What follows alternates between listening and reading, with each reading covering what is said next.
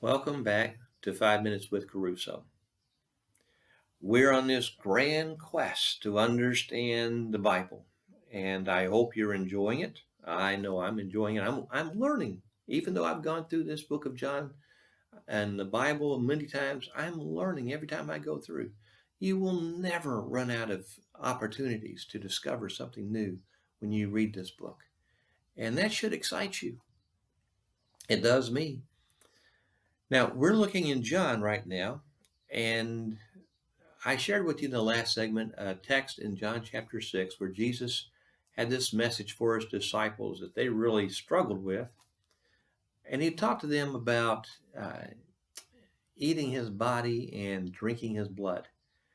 And that just sounds really extreme and weird to us. Well, it did to them too. Well, what's Jesus talking about? Now, I'm not giving you the answer, but I said I'd give you a hint of how to find the answer. If you look in John chapter 6 and read that text there, I'm going to let you find it.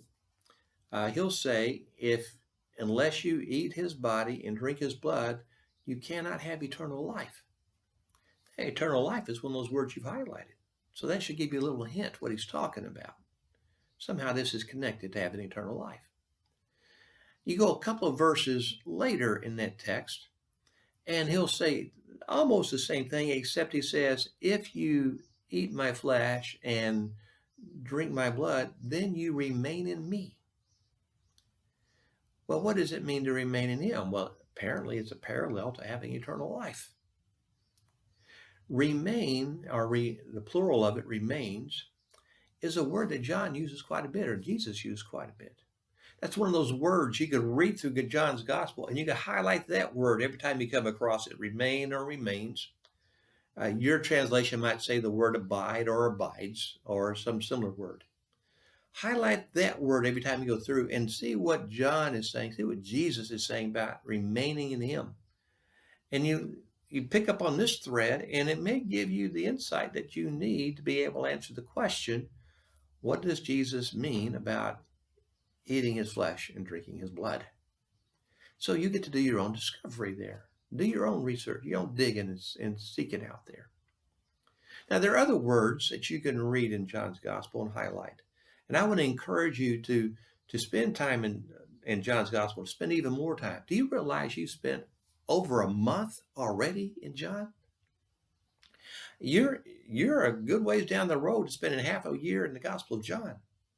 And if you spend a half a year in the Gospel of John, you're really going to understand this book a whole lot better than most folks you know. There are other words that you can highlight, other threads that you can pick up. Every time you read through the gospel, highlight 2 or 3 other words. You'll pick up word, you'll see a word, I want to follow that thread, and highlight that with its own color. I'll give you a couple more that you can check out. One is the word glory, or glorify, or, highlight that word. There's another one. It's the word testify, or testimony, or witness. It's 3 different English words, but they all come from the same word that John was using, the same Greek word. So highlight those words every time you come across it. Give it its own color. There are many threads that you can follow all the way through this gospel, and they'll bless you.